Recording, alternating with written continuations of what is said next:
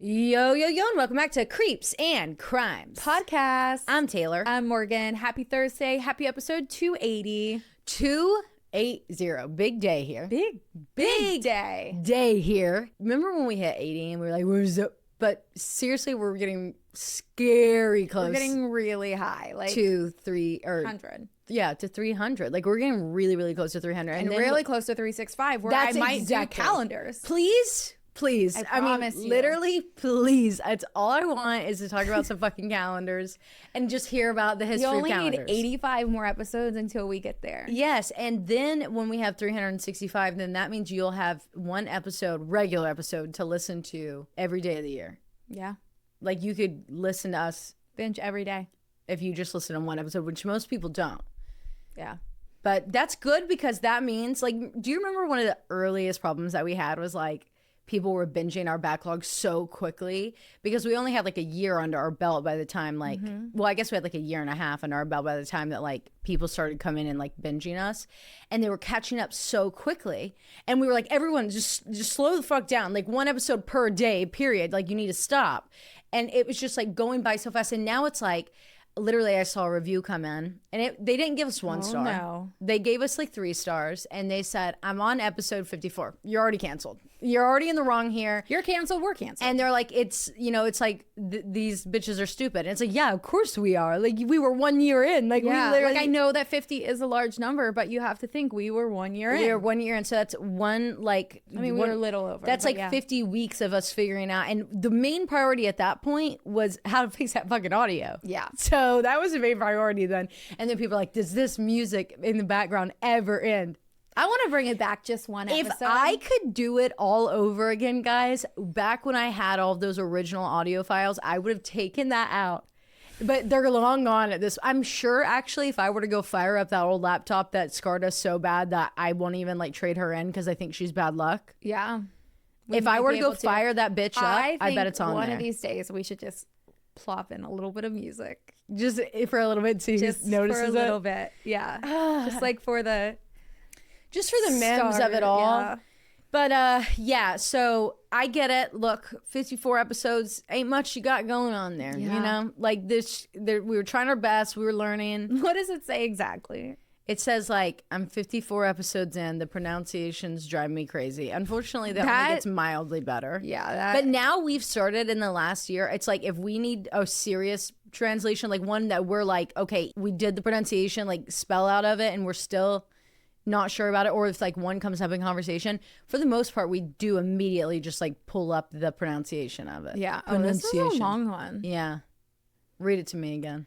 I started listening to this podcast at episode 1, now on episode 54, after hearing a joint episode done with And That's Why We Drink. I had such high hopes for this podcast, but 54 episodes in and listening to the two of constantly mispronounce everything multiple times in an episode, or not even forgot a word in that. I know, or not even attempt some words, is super disappointing.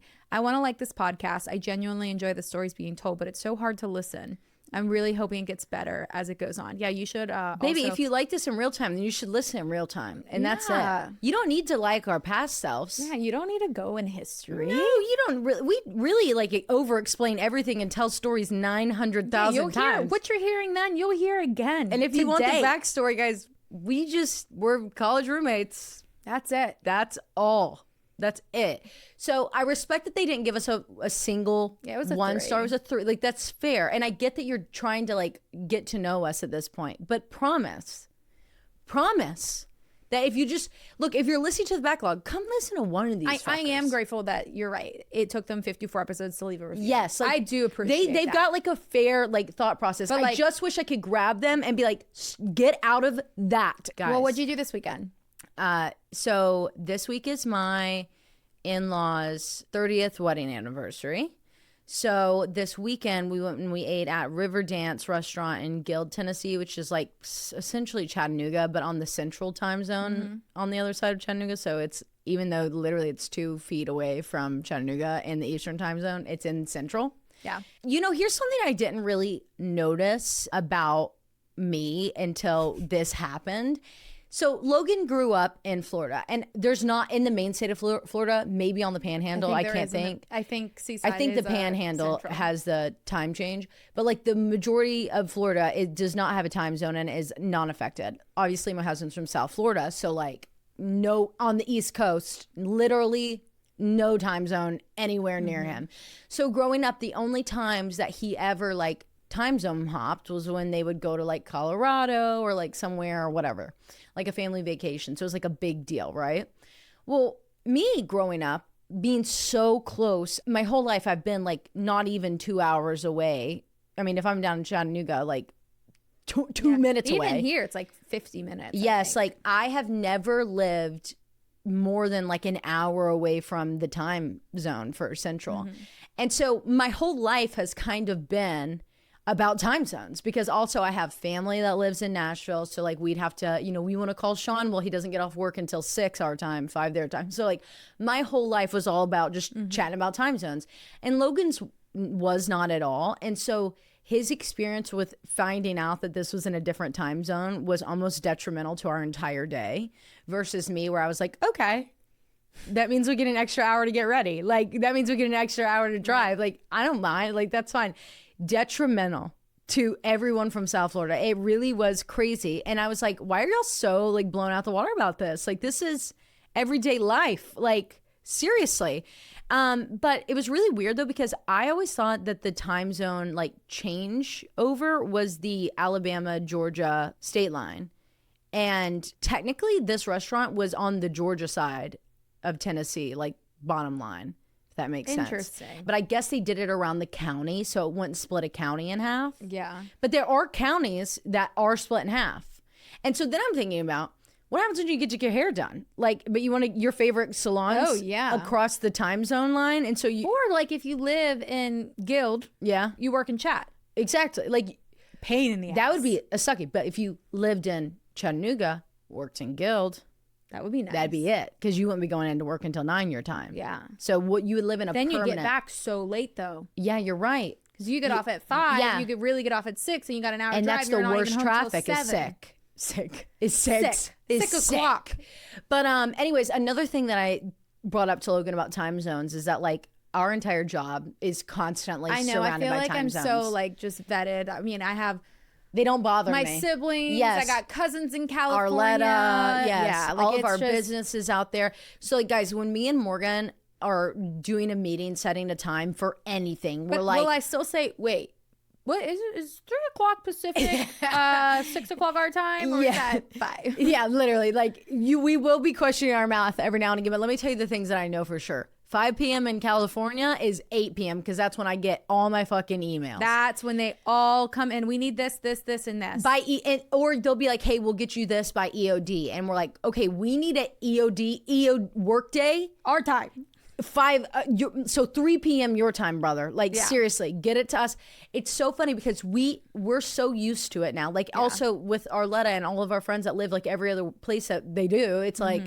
When Nikki lived in Nashville, my whole life surrounds around counting up everyone's fucking time zones. And I was like, man, I didn't realize I was so worldwide like that. I wonder if Mitchell and Sarah are 2 or 1. I think they're central, right?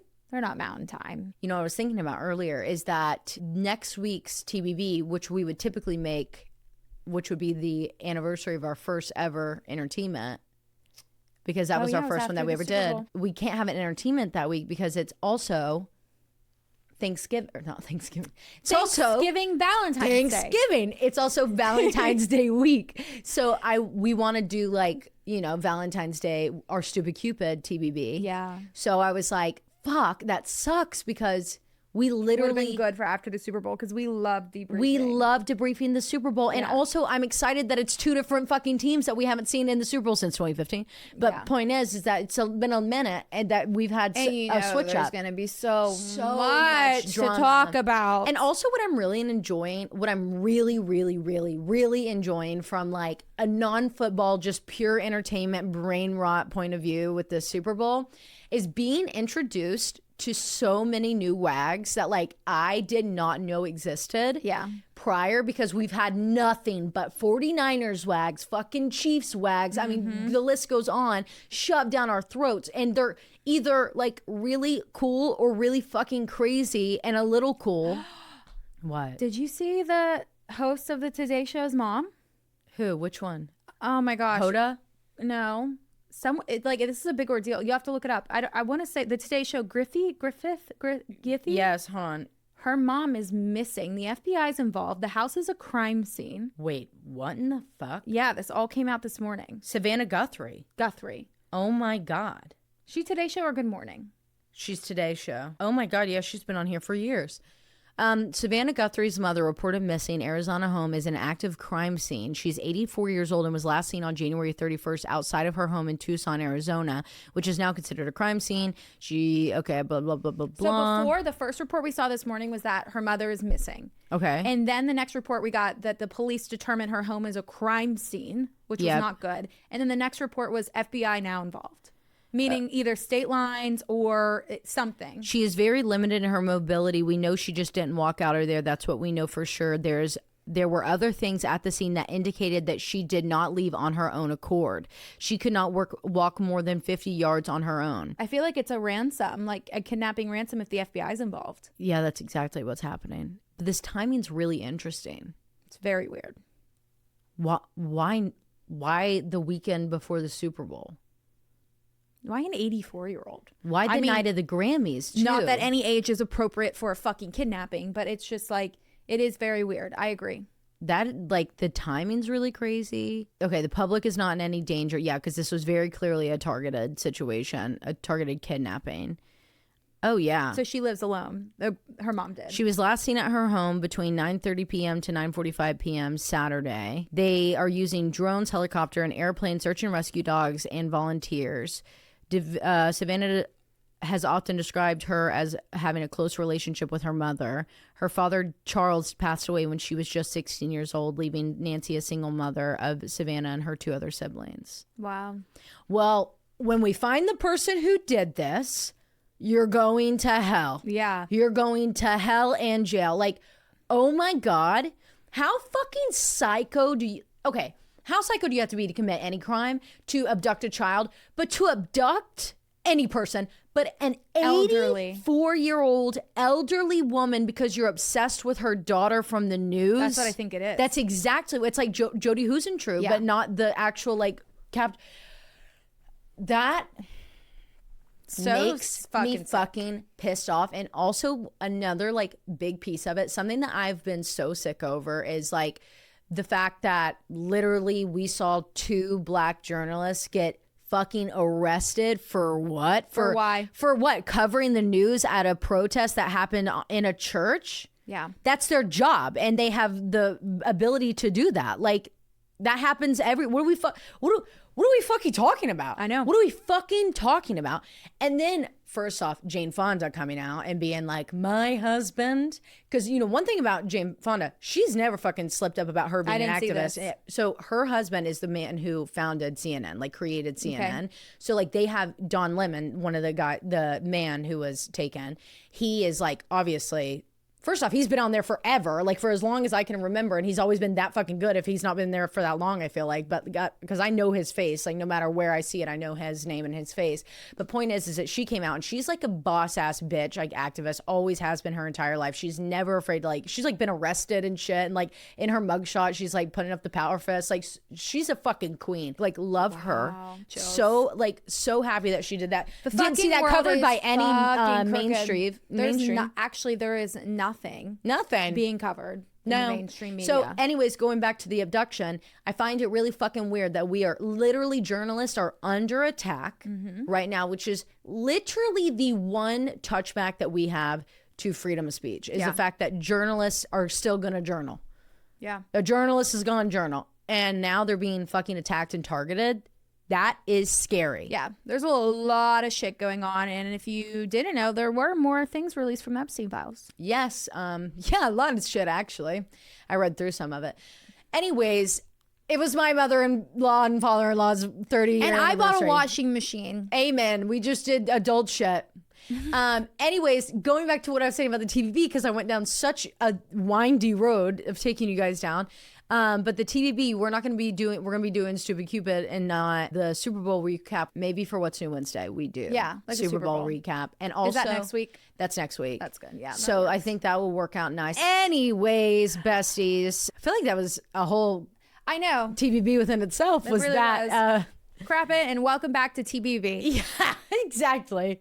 Guys, our February month actually really fucking sucks. Well, because no one told us that because February is so fucking weird, it literally starts, the first was on a Sunday and the last day is on a Saturday. Of course. So it's 4 exact equal weeks. Thank God, Which right? are like, yeah, that's like the thing we with usually get a little break. We get like it helps us with like the leeway time of like releases and editings and stuff. If the month starts in the middle of a random week in terms of Patreon. It's not leap year, right? No. Is that Next year? or 2028? 2 Isn't it years? even year or no?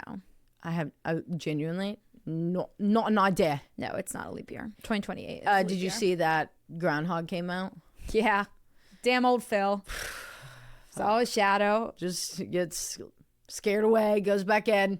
Poor Phil. I feel bad. I really do feel bad for Phil. Phil lives a very luxurious life. Yeah, of course he does. But like, God, just let this guy sleep. I know. Like we know it was gonna why be do we have 6 to wake? weeks. Why do we have to wake Phil up at 4 a.m.? Especially when we know. Like, we know. Okay, you just wins in the East. Like, seriously. Yeah. That you just know. But okay, whatever. Poor Phil. He just wants to sleep. God love him. I know. There was one other thing I wanted to say to you and I forget. But what I do know is that it's February. So happy Black History Month. And happy Morgan month. And it's my birth month. 28. 28. Don't even tell me that. Man, we've been in this game for a long time. I know. For a 28 long years time. old. 28. Just like another step closer to 30. Yeah, 10 years. I know. Since our freshman year. Whoa. Take it easy now. I know. Okay, guys, we will get into this. Yeah. My case, I think everyone's gonna be shocked that this is what I chose. Ooh. Because I think half of the people are gonna think I could have swore to God that she covered this case already. And then other half of people are going to think we all know this case. And then I feel like there's going to be a pretty good percentage that says, yes, we all know this case, but I don't think I've ever heard all the details in it. Ooh, So, I can't wait. Well, my case will blow your mind per usual. You're Per like, wow, where usual. did she find this stuff? Where did she get this? Okay, if you're driving, throw that shit on cruise control. If you got a glass, pour that shit up. And let's get creepy.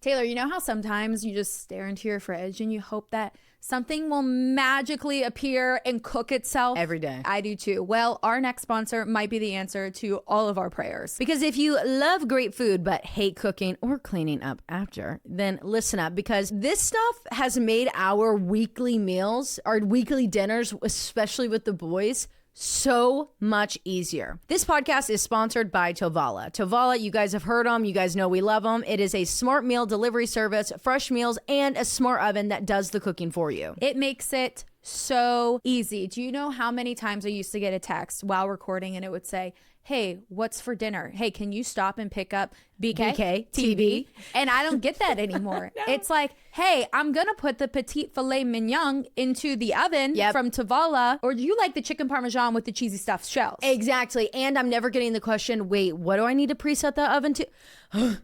Because the app does it. It does it all for you right from your phone. You just scan the meals, QR code, pop it in the oven, and it cooks everything perfectly. I mean, steams, bakes, broils automatically, no guesswork needed. You can save up to $300 on the Tovala Smart Oven when you order 6+ times by heading to tovala.com/CAC and using our code CAC for a limited amount of time. Tovala meals are chef crafted and taste just like homemade meals that you'd make yourself, just without all of the headache. Plus, all of Tavala's meals are made with fresh and real ingredients. You guys know I'm pretty weird about like microwaves. No.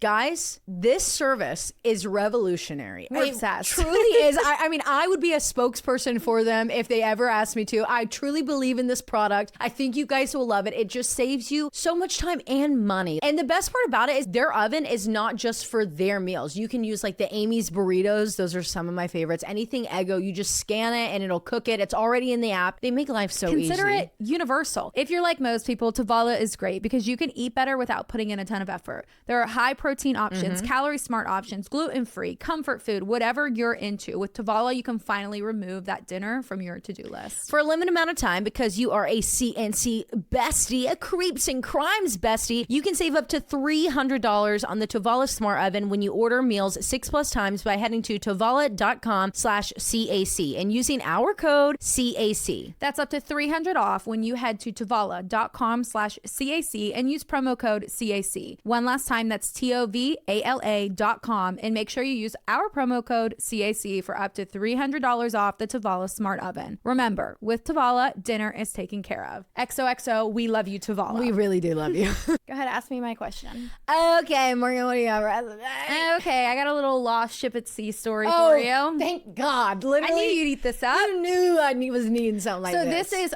Franklin's lost expedition. Okay. In 1845, two ships set sail on a British Arctic expedition led by Sir John Franklin. The HMS Erebus, I knew I was going to fuck this up. The HMS Erebus and the HMS Terror set out on a goal to find the Northwest Passage with over 129 crew members.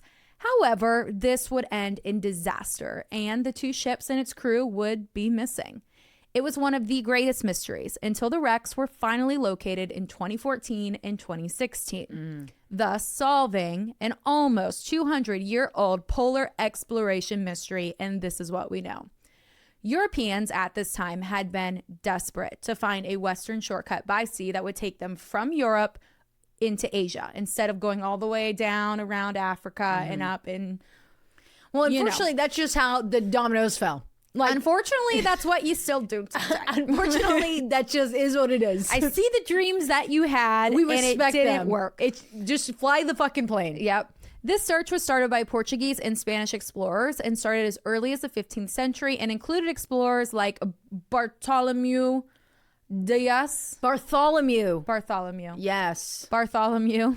Don't forget when they're Spanish. It's The Vasco da Gama. And of course, Christopher Columbus was also a part of that that. little bitch. All of which helped aid in the knowledge of the Western Hemisphere. And once they were able to establish some geography over there, they're like, hey, you know, this might actually be a little bit of a shortcut. And the Earth is round, we think. So we can definitely get to Asia this way. Yeah, we think. We're like pretty sure. We're like, pretty positive that. we're not quite sure, but like we think we know. Yes. And it's all they focused on. It also was helping them build their geographical map of the Arctic. During this time, the Hudson Bay Company, or the HBC, was established, and their sole focus was on the Canadian coastlines, as well as the interior and adjacent Arctic seas.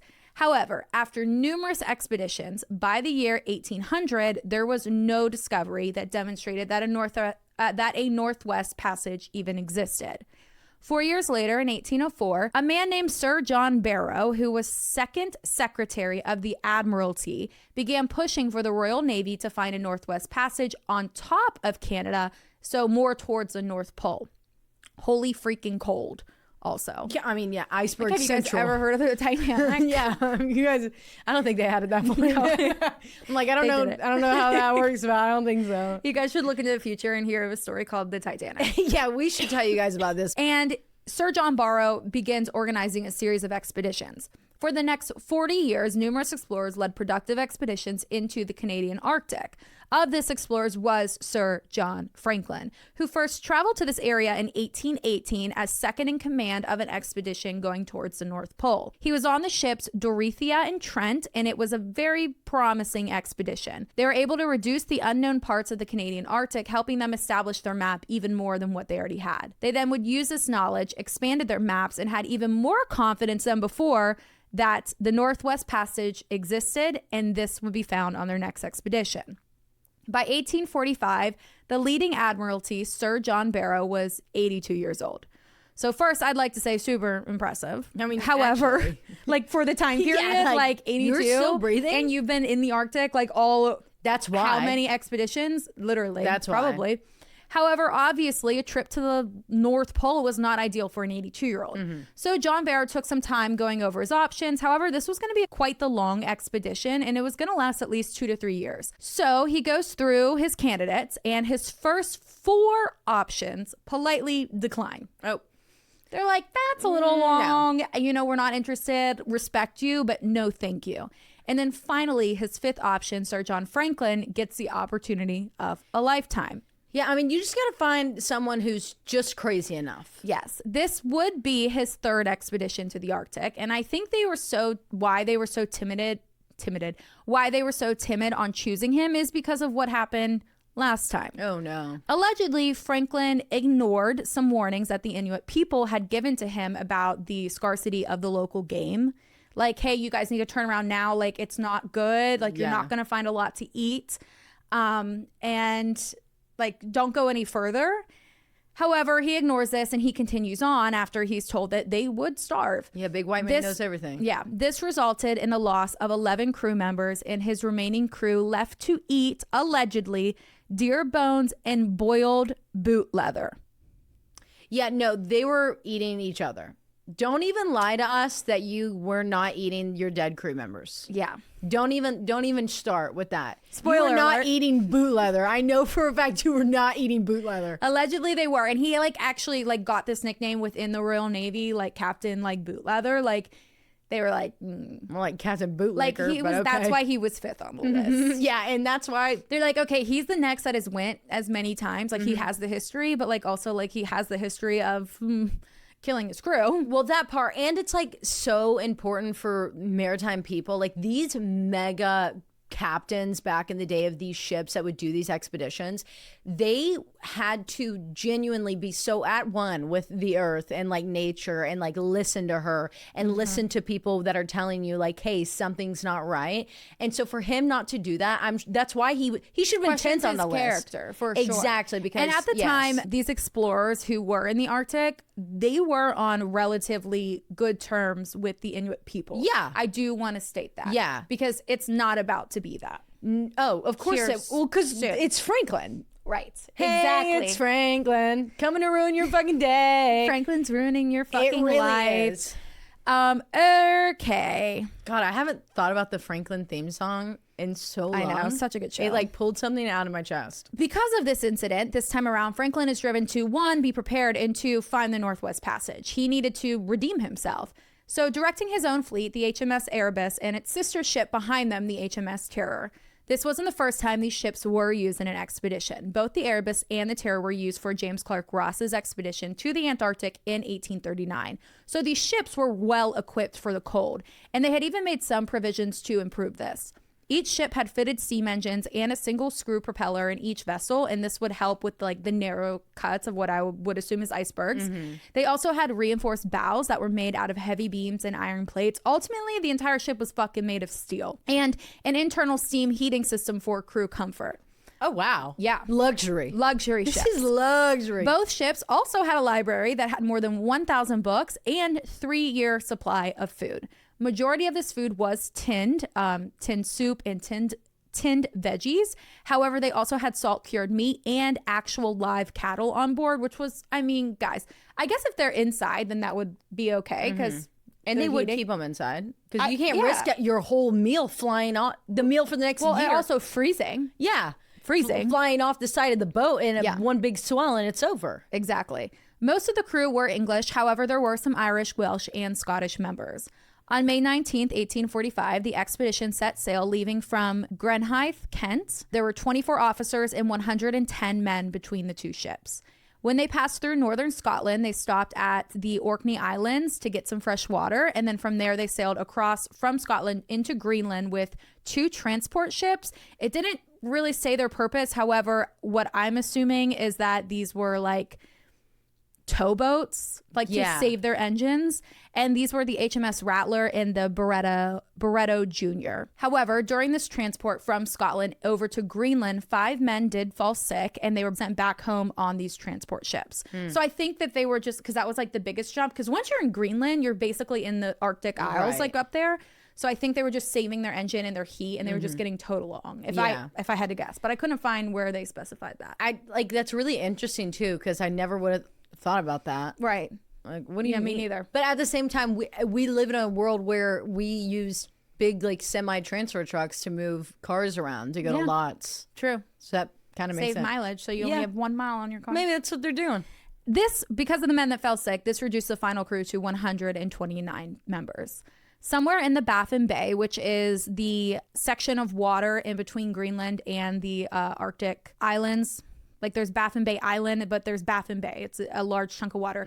Both of these ships were spotted by Prince of Wales Captain Dannett, and they must have pulled up next to each other or something. I don't fucking know. And they spoke, and the Terror and Erebus stated to the Prince of Wales, Captain Dannett, that they were just waiting for good conditions to cross over the Lancaster Sound. Like, oh, we're doing good. Like, I'm sure they were probably just like stopped. Shooting the shit. And then he was like, everything good? And they were like, yeah, we're good. We're just waiting for some better conditions. That was in late July of 1845. What they didn't know at the time was that this would be the last time the expedition was ever seen by Europe. Oh. As the years go by, Sir John Franklin's wife, Lady Jane Franklin, sick name. Lady Jane. Love Lady Jane. Was getting a little concerned that her husband hadn't returned yet. I mean, yeah, it's been years. However, the expedition was expected to take a total of 3 years, but that's like max point.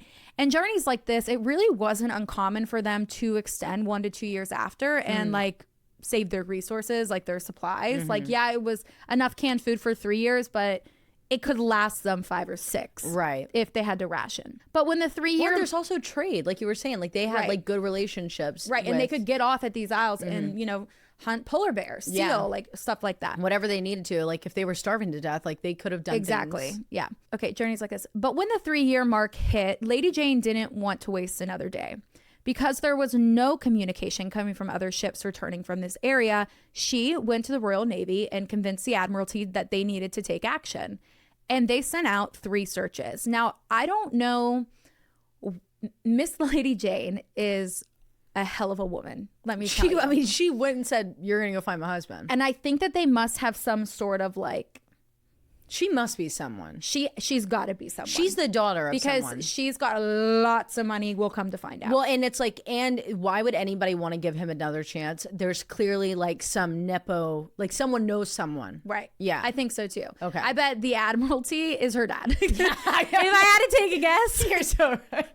I bet it's her dad or her uncle or her brother. Because it would, I mean, if a random woman just came up to these people and were like, "You're gonna find," they'd be like, "Yeah, okay, yeah, we'll talk to us in 2 years." But if that was your like niece coming up, like, send out all the troops. So the last known message they had was from the Prince of Wales. So they focus on the area of the Lancaster Sound and then also the Bering Strait and overland at the Mackenzie River. So they did both land and sea searches here.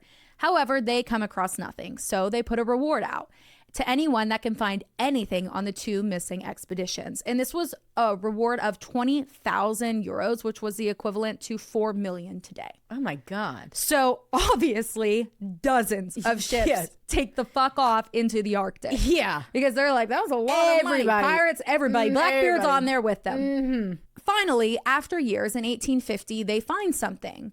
These remnants of an empty camp off the east coast of Beechy Island.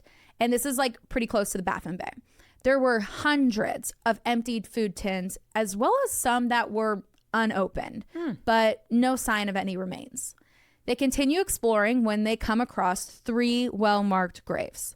John Torrington, John Hartnell, and William Brain. What is that? Why did he do that? Is it Logan? That's 100% Logan. Are you kidding me? I hate him. I hate him. I see a bunch of cat paws, too. And I see barefoot. He's barefoot. Maybe he's locked out. Logan! Are you locked out? Logan, someone just banged on our window. The one right beside Morgan. We started laughing. We thought it was you. Don't touch this camera. Right here. Where? Right here. Is there a dead bird? What the fuck? Taylar, we have it on camera. So, fun fact about us, we're haunted right now. Yeah, we're very haunted right now. If you were on Patreon, our light, was it Minnie? Yeah. Yeah, our this like Creeps and Crimes neon sign just randomly, we're staring at the remote across the room, not being touched by anything, just sitting on a table. This neon sign cranks it up like 7 notches, our least favorite fucking thing. And then Morgan's biggest fear just came true. Literally, my biggest fear. Behind me. Always behind me. It's always behind you. Logan was upstairs. Yeah, we thought two vouches right here. I swear to God, I swear on my life, I swear on my mother's life, literally Logan was upstairs. There's no footprint. So that where that curtain is a window to my backyard. And guys, we have literally still like 5.5 inches of snow left behind. Yeah. You heard the knock on the podcast. Guys, we think a bird maybe hit the window. There's no sign of a bird. But it's not like a bird indention in the 5.5 inches of snow that are sitting outside the window right now. 2 recordings in a row. I don't love that. And y'all, we're sitting down. We're both getting ready Sunday morning. We get a text from who? Susan. Hey, love you. Been thinking Hope you're about doing you. good. Why? I know. And I said, actually, we've talked about you a ton this week because me and Morgan, when the light happened, we were like, Susan needs to come and cleanse. Like, we need to get everything cleansed. Yeah. And then also at my house, my karaoke machine clicked on and went, it's like one of those JBL speakers. It did that by itself. Just across the room. It was completely clicked off for 3 days, actually. So that was gross. I hate that. Good. Okay, so maybe these 3 guys, maybe they're just saying hi, the names that I just listed off that the knock came from. I don't remember anything prior to the knock. So they find graves. Okay, they find the graves. They find 3 graves. 2 of them were crew on board the HMS Erebus, and 1 was a crew member on board the HMS Terror, meaning that, okay, this 2 sister ships were still together when they buried these people.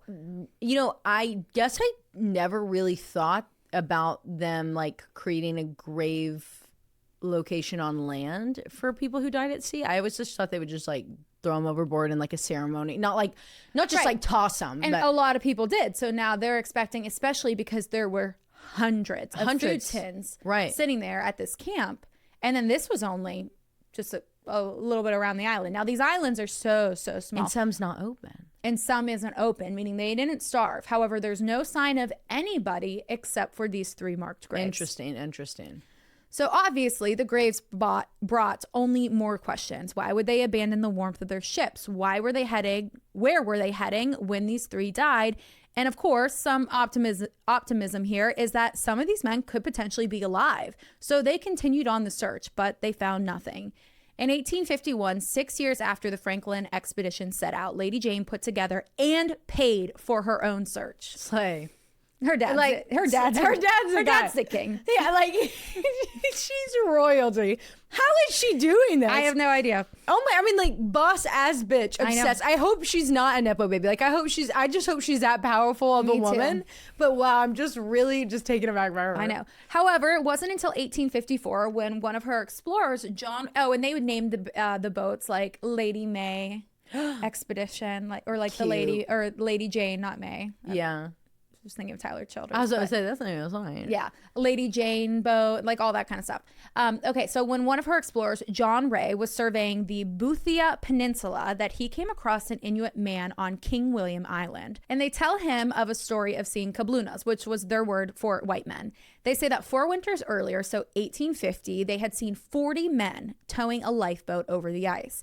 And their leader matched the description of Sir John Franklin's deputy, Francis Crozier. They also said that they found the remains of a camp that contained dozens of rotting bodies. Oh. And would point them in the direction of where these bodies were.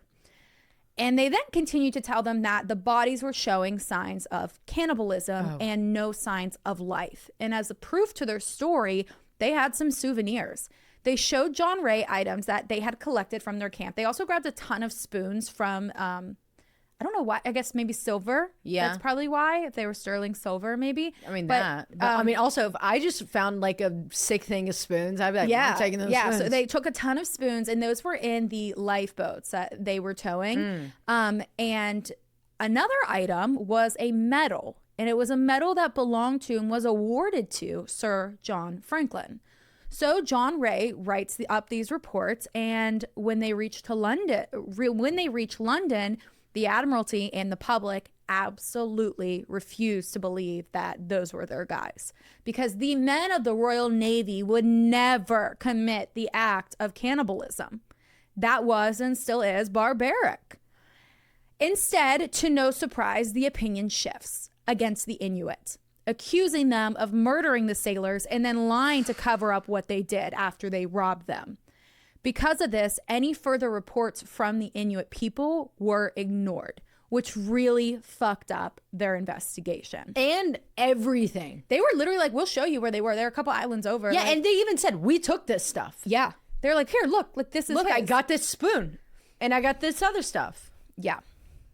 No, it's really going to piss you off. That really drives me crazy. What are you talking about? I also think it was like an internal like hush hush, because then the Royal Navy would no longer get that funding for the Northwest Passage. If like they're like, oh, the conditions are that bad and they're committing cannibalism, we're done with that. Like, well, it's also like the guy who sent it back to, like, why'd you even throw that in there? You knew they were going to react like this. Yeah. Oh my God. Yes.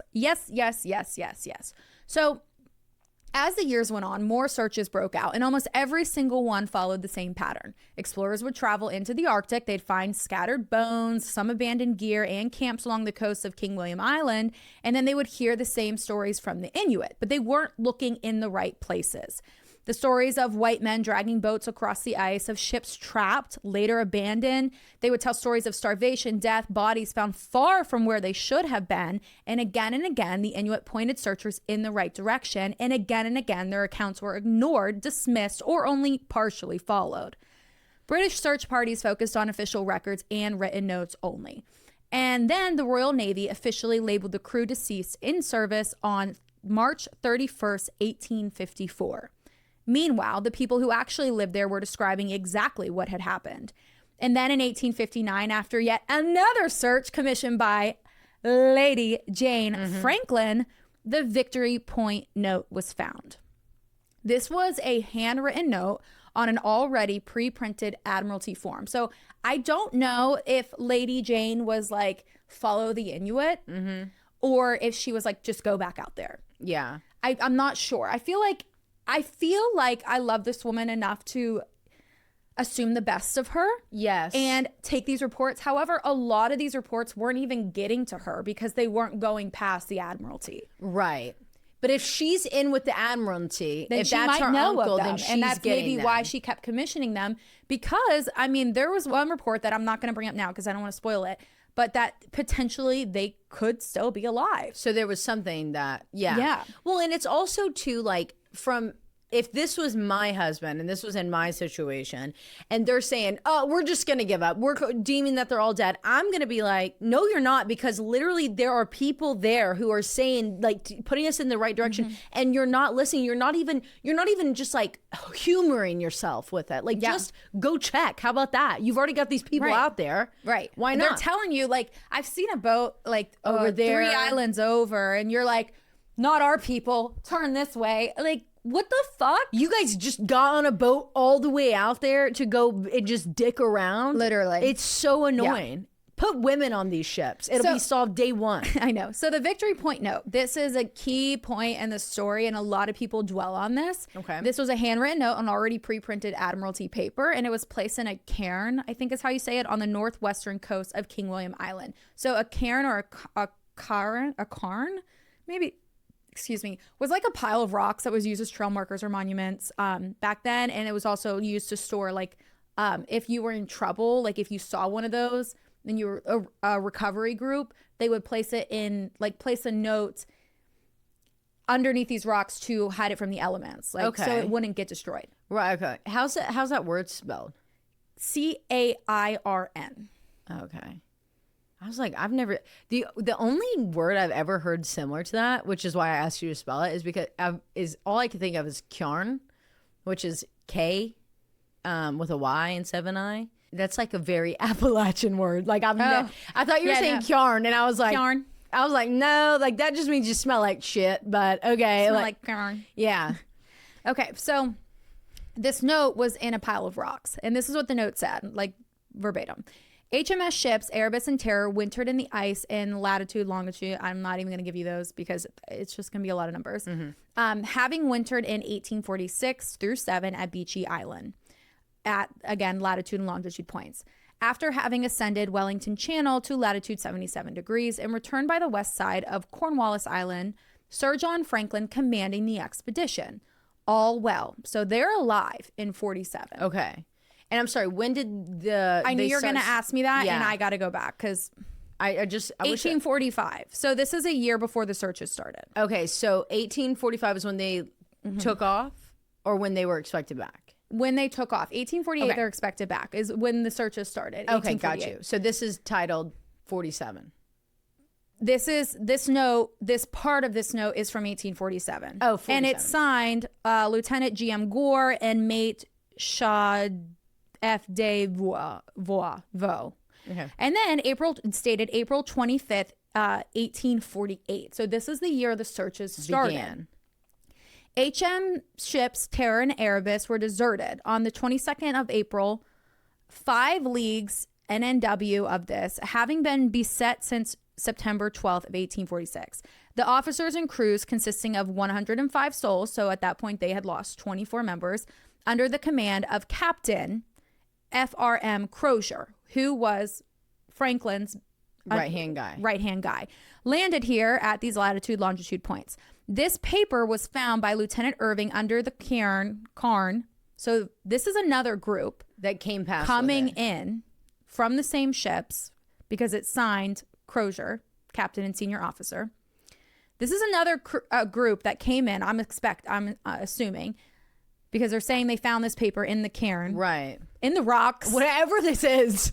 in the rocks, and signed it. So, okay, landed here. This paper was found by Lieutenant Irving under the rocks, supposed to have been built by Sir James Ross in 1831, 4 miles to northward. So an older expedition, where it had been deposited by the late Commander Gore in May of 1847. Sir James Ross' pillar has not been found, and the paper has been transferred to this position, which is that in which Sir James Ross's pillar was erected. Sir John Franklin died on June 11th, 1847, and the total loss by deaths in the expedition has been to the state 9 officers and 15 men. Signed, James Fitzjames, captain of the HMS Erebus, and Crozier, captain and senior officer. And then it says at the bottom, we'll start tomorrow, 26th, for Backsfish River. Okay, well, that's where we're headed next. So this is the only piece of paper that the Admiralty has gotten, because they're very like, okay, we're hearing stories, but we want concrete evidence where our ships are. Because don't get it twisted. Are they worried about the guys? Yeah. Are they worried about all the shit they got on those ships? Yeah. Even more so. Even more so. Decades of searching would follow, but no miracle survivors were ever found. Only confirmation of the same ending, that the Arctic had taken them. After the 1850s, the searches slowly stopped, not because everything was answered, but because there was nothing left to find on land. The theories were hardened, and the tragedy was kind of hush-hushed and put away. For more than a century, the ships themselves remained missing. However, the Inuit people never forgot. Their oral histories continued to describe 2 ships, one sinking in shallow water, another drifting south before being crushed by the ice. And they knew where they were. It just took modern technology and finally listening to prove it. In the early 2000s, Parks Canada began renewed searches using sonar, underwater drones, and ice-penetrating radar.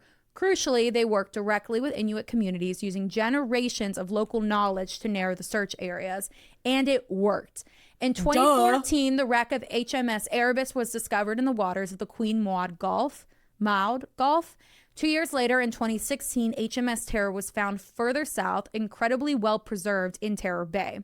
The ships were exactly where the Inuit had said they would be, frozen and almost completely intact. Period. After nearly 170 years, the final pieces of the Franklin Lost expedition were found. And it begs the question, why would they abandon the ships at all? These weren't wrecks, obviously. They weren't sinking, and they were still the best shelter that the men had in one of the most hostile places on Earth. But by 1848, the Erebus and Terror had been locked in ice for nearly 2 years. There was no movement. What were once these lifelines had kind of become frozen traps for the crew. And food was another problem. Much of their supply was tin, and some believe that it is possible that the cans were poorly sealed with lead solder. Lead poisoning could have caused confusion, weakness, poor judgment, making a lot of desperate choices feel a little bit more reasonable for the crew. Scurvy was also taking hold. 10 out of 10. So staying really meant to them waiting to die, which is why a lot of people think that they left the ships in the first place. Leaving meant at least believing that maybe there was a way out. Maybe they could march south, follow the coast, get on an iceberg, find the mainland. But obviously whatever happened wasn't a clean retreat, and the geography tells that story. The first graves, where the 3 sailors were buried early in the expedition, were found on Beechey Island during the first winter in 1846. That location is hundreds of miles north of where the ships were eventually abandoned near King William Island, which means that men were dying long before this final decision to abandon the ships was ever made. Right. After the ships were left behind, the evidence started spreading even further. They found some skeletons miles apart, campsites also miles apart. They would appear briefly and then they would disappear, just like little mini camps. We know the Inuit stories where boats were being dragged across the ice, still loaded with heavy materials like the spoons that they took. Some of the remains were found also along the coast, others inland. A few were even found north of their intended route south, if the theory that they were walking down towards the mainland was true. It did not look like a single organized march. It really looked like a lot of smaller groups breaking apart, men falling behind. And there are still anomalies, because why haul unnecessary weight when every step mattered? And why does the trail of evidence zigzag instead of heading straight towards safety? What the hell happened? Which is why it's one of the greatest expedition mysteries. However, their answer was just lost among the very, very ignored Inuit reports because of this story. The story of how an Inuit family met Franklin's crew while they were still alive. They claim that a small group of white men staggered into their camp, and they were very visibly starving. They were incapable of speech, and they were staring just like completely disassociated, like staring blankly. And they would also like hold on to their possessions of like shit that didn't even matter. Like, I don't know why I want to say spoons again. It wasn't spoons, but like they're clutching things that didn't fucking matter. Yeah, like why are you holding on to your Macy's receipt? Yeah. In your purse still. They invited these men into their home, offering them heat and cooked seal meat. And so the men are like, yeah. And they come into their home, and then they sit there and zombie-like stare at the Inuit people and refuse to eat, even though they were visibly starving. They then sat there in silence and waited until the dead of night. The vibes were so off that the Inuit people grabbed their family and anyone else around them and quietly slipped away, leaving behind a very large supply of food for the men so that they would have zero reason to come after them. Because they were like, this isn't right. Like something's right wrong here with these people. We're in danger. They then stay out for months. So I'm assuming they just go to another village. They stay out for months, and they finally return to find that every single piece of food was uneaten and all of the men were dead. And just like in the first Inuit report, the bodies showed major signs of cannibalism. Yeah. So they weren't there to eat the seal meat. They were there to eat the people. Yes. So obviously they had gone mad. And of course, there's tons of fucking theories as to why. Scurvy, pneumonia, tuberculosis, lead poisoning. etc. But the most compelling one, I think, is this one. Ken McGugan spent 25 years researching the Franklin expedition. He's an author. He's got a couple books out. And when the ships were discovered exactly where the Inuit said, he started diving into the reports of the very now credible, always credible, but especially to them now because they just found the ships exactly where they have been saying for 170 years. Literally forever. And also talk about oral history right there. That it's still being held on to. That it's still being held on to, and they can still pinpoint, like, that's the stories that this they is the tell. location These that are they said. generations away from who experienced I mean, this. holy hell, I couldn't even think of something to like tell somebody where something was that my great grandma told me.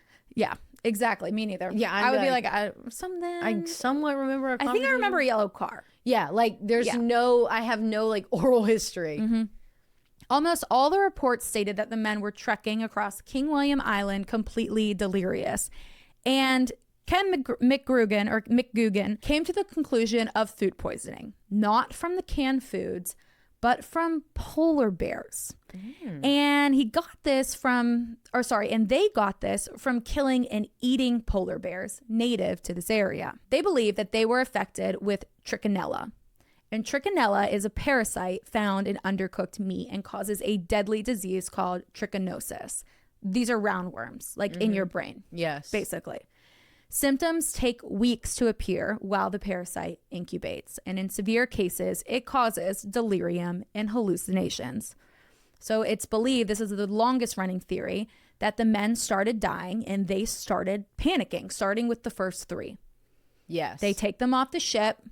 Some people are disagreeing with what's going on here because, again, yes, they were on a ship, but they weren't always on water. They were constantly stopping. They were constantly hunting game. Like, so it wouldn't be uncommon for them to have killed a polar bear prior to these where they were in the map. And I really tried my hardest. I wrote down on my little sticky note, okay, this is where the graves were. This is where that was. But the names of the islands have changed. And the only one that's still really there is Baffin Bay and King William Island. And that's it. And if you look on a map, it just looks crazy to me. So I didn't try, but there are some out there on Google. So they believe that the men started dying. They started panicking. They started splitting up. There was very much tension between the 2 ships and within the ships themselves. And they were unknowingly, however, infected with the same disease that would eventually kill them as well. And it was the hallucinations and delirium that resulted in the cannibalism and why they wouldn't eat the Inuit food. And it explains why some were going north, south, east, and west of where they debarked the ships. And that is the story of the Franklin's expedition, aka the Arctic zombies. Yeah, there's this thing that sorry, there's so much on this. I really could have. We could have done a multi-part. First off, 13 pages is a lot for me. Yeah, that is a lot. Second off, that is a lot for you. Second off, I really tried. Like, there's so many things in this. Like, I could have done a 2-part by myself. Right. Yeah. So there's this thing that cats and like little mice get, and I can't think of the name. It starts like something. Toxoplasmosis. Yes, where like the mice get this, like, they're not scared of cats anymore, and then when the cat bites it, eventually, like, it tries to like get the cat to like bite it, the cat will bite it, and then the cat gets it, and then the cat dies.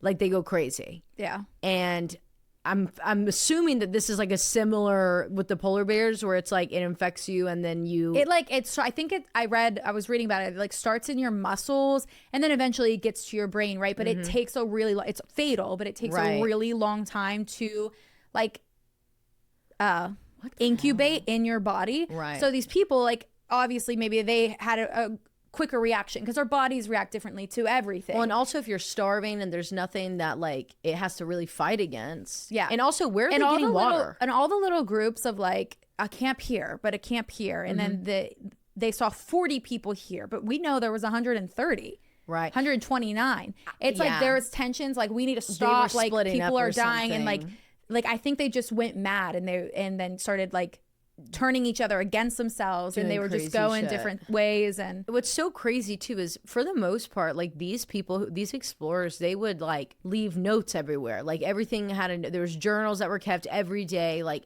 that was how they told time, was based on like their record of it, because you didn't have like you didn't have an Apple Watch on the entire time. For the most part, you can always like find like something, like they can always buried with one of these people, like something.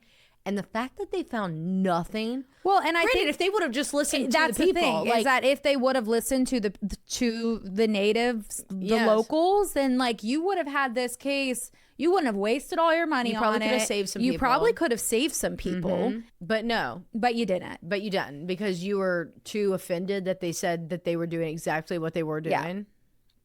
And people also think that someone got onto like the lead poisoning of the cans, which is why they weren't eaten. Yeah. Which is why they abandoned them. And then but it wasn't that. That was killing people. No. Yeah, no. Something's off about that. I have so many things I want to talk about with that, but we will move on because I also have Saw a really that long on Discovery case. Plus. Love. I recently have fallen down like a path of crying over ships, and the most recent one is the one who tried to save the Titanic, who did save like the most people off the Titanic. I'll cry about it forever. Where they turned around and came Yes, so far. they were going like double the speed that they were supposed to, yeah, and like overexerting their engine. yes. And he was like, "We're coming for you."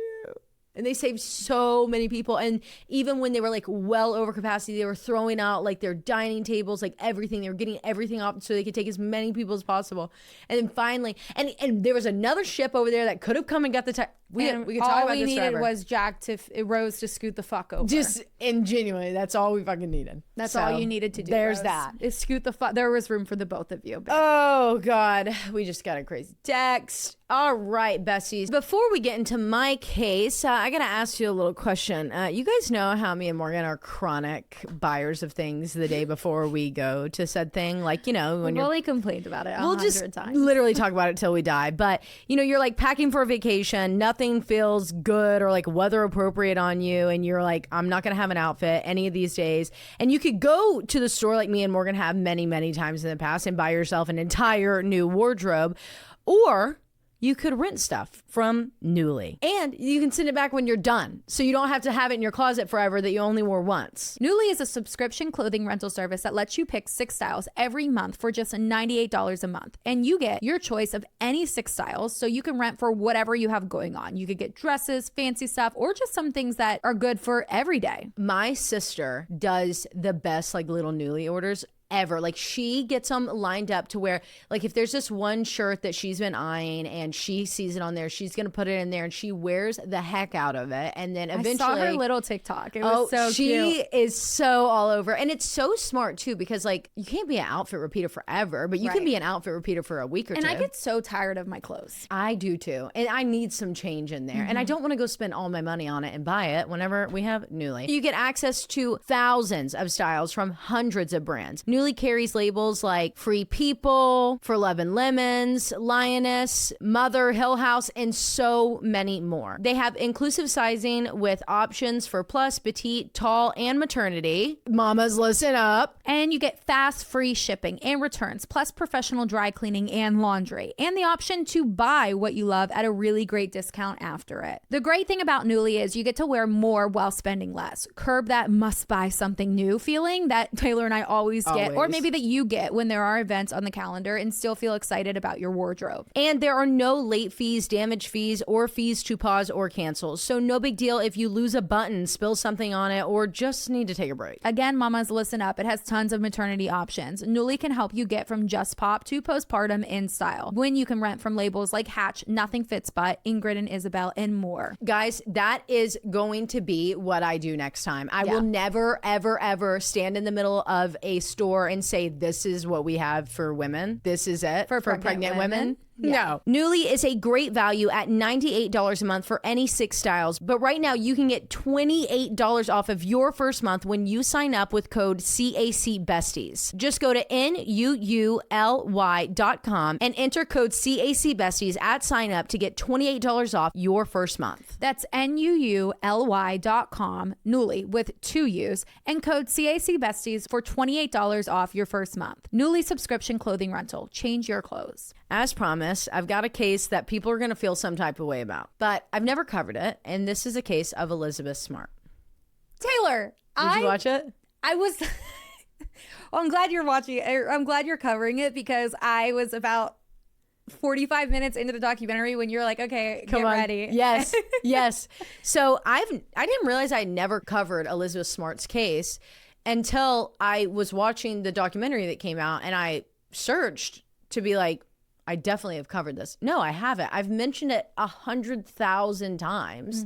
And I thought I knew everything about the case. Like, I mainly grew up hearing about JC Lee Dugard. And I guess it had to do with like the resolve of it all and how that all played out. And I've always known who Elizabeth Smart was, but I guess I just never knew the details of it until I was older when I thought I covered it on the podcast. So when this new Netflix documentary came out, I was like, oh, I'm going to watch it. And I turn it on and I'm listening to it and I'm like, damn, I haven't covered this. So I ran it through to just triple check and I haven't. So I was like, okay, I'm going to. And plus it's topical because everyone's watching it. It's like been on the top 10 for the documentaries since it was a really well produced documentary. I really enjoyed it. And I also really like Elizabeth Smart and like what she does. Yeah. So it's Tuesday night, June 4th, 2002 in Salt Lake City, Utah. And the day was like so normal. The family had gone to like a middle school award ceremony and like came back home. That evening, 14-year-old Elizabeth Ann Smart and her younger sister, 9-year-old Mary Catherine, climb into their shared bed inside their home in the Federal Heights neighborhood. Again, Salt Lake City. Their parents, Edward and Lois Smart, made sure that their 4 boys and their 2 girls were all tucked into their beds before falling asleep themselves. It was just like any other night, but that all changed in the early morning hours of now Wednesday, June 5th. When at around 1 a.m., Elizabeth is awoken by the sound of footsteps and then a cold piece of metal pressing against her cheek, followed by the sound of a man's voice whispering, I have a knife at your neck.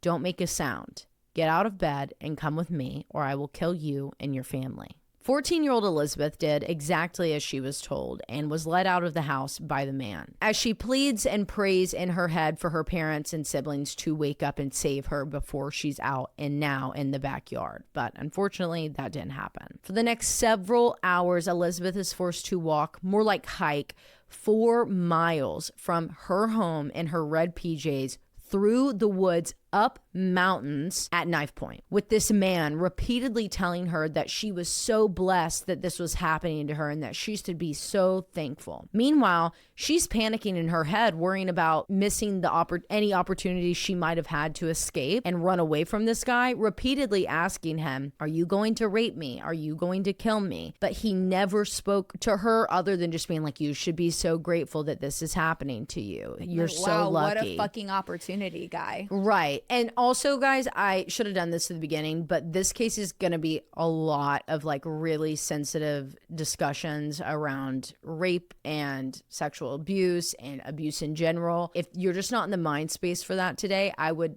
step away from this one and maybe come back when you're at that spot. I'm not saying that I'm going to go into like great detail, but I am speaking about it the way that she speaks about her experience.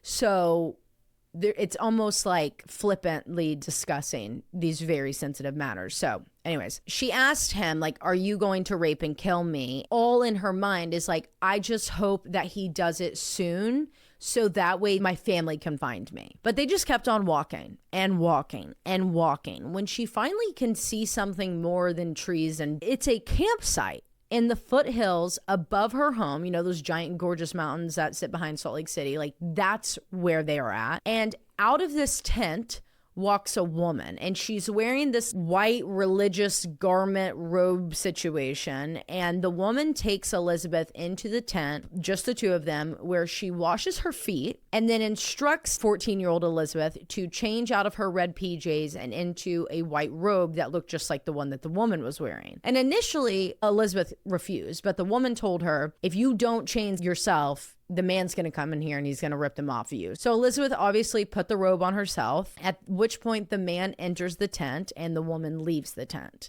He introduces himself to Elizabeth as Emmanuel David Isaiah and the woman as being Hephzibah Elada. Let me see it. Isaiah. Hephzibah is right, but Elada. Hephzibah Elida. Isn't it Elida? I have no idea. Hephzibah Elida. Not that it matters. It's just the one time I say it. It doesn't matter. Anyways, what you need to know is the man is Emmanuel and the woman is Hephzibah. Hephzibah, claiming that he was a prophet of God who had experienced visions and was a Davidic king who would emerge, quote, emerge in 7 years, be stoned by a mob, lie dead in the streets for 3 days, and then rise up and kill the Antichrist. Wow. I mean, I have a comment, but I shouldn't say it. yeah, okay. So, in order for him to do all of this properly, you know, the vision that God gave him, he said that he was going to, according to his visions, have to kidnap and marry 7 virgin brides who would each accompany him as he battled the Antichrist. And she was so lucky because she was the first. Wow, I'm so lucky. And what was Hephzibah's position? She, I guess, was not his wife, but not a virgin wife, so it didn't count. What a whore. So Emmanuel told Elizabeth that her name was no longer Elizabeth. It was now Esther from the Old Testament. And there's I actually went down a rabbit hole where I didn't really need to go down it, but I was like, Esther from the Old Testament. So I looked it up in Mormon teaching, Christian teaching, and Jewish teaching. Really 3 different things going on here. So Esther in Christianity Bible, King James Version, Esther refers to one of the 9 cities of Judah. So not a person. Then in the Hebrew Bible and in Jewish teaching, she was a Jewish queen married to this guy whose name's King something of A, but anyways, of Persia, King of Persia. She ends up becoming this Jewish queen of Persia and did something. She was very heroic. And in the Hebrew Bible, there is a book of Esther, and her original name was Hadassah maybe. And then in Mormon teaching, they don't have a book of Esther, but they refer to her as being the queen of Persia and doing something very heroic and saying if I die, but never my people. So I don't know why he picked this name when you have Isaiah and Hephzibah. Esther, maybe there's a different significance to it that I just don't understand. God probably told him. That's in the LDS church. I don't know what it is though, but I ended up deleting that entire paragraph where I had done all that research because I was like, okay, it's genuinely not all that important to the case. So I still told you anyway. So Elizabeth is now being referred to as Esther. He would also refer to Elizabeth as Shir-Yashub.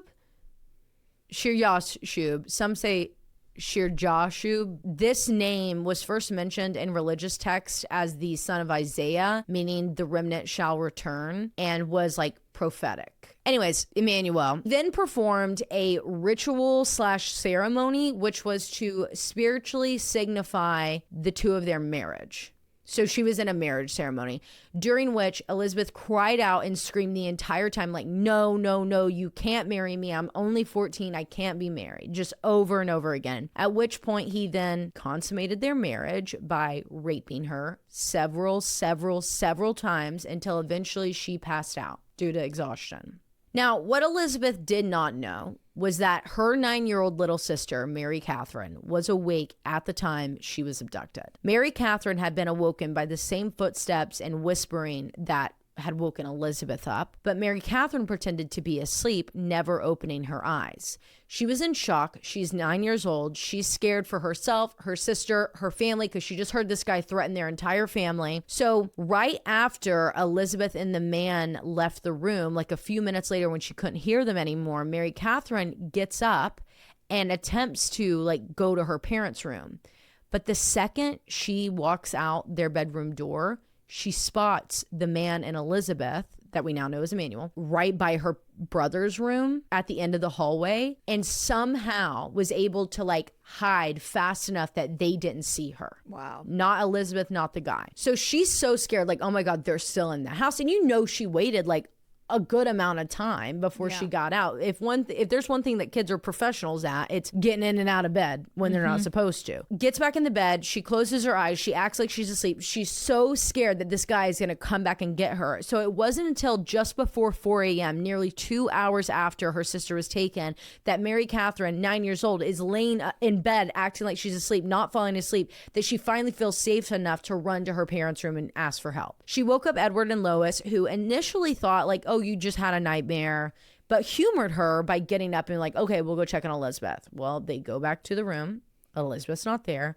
They go into the kitchen. She's not there. They check her brother's room. She's not there. She's not in the living room. And then that's when Edward saw the thing that made this quote unquote nightmare a reality. A window screen had been cut open with a knife, and a patio chair had been pushed up against the outside of the house and used as a step stool by their daughter's abductor. Instantly, they called 911 and the investigation began. Starting with investigators sitting down with 9-year-old Mary Catherine, the only first-hand witness to the crime, to get exact details on what happened. Mary Catherine explained that the man was white. He was a similar size as her brother Charles, so approximately 5'8". He looked to be between 30 and 40 years old with dark hair and also dark hair on his arms and the back of his hands. But she did not really get a good look at his face, like not straight on, because when she saw him, it was like from the side, and the rest of the time she was acting like she was asleep with her eyes closed. And this detail actually would never be released to the public until everything was said and done, because they wanted the abductor to think that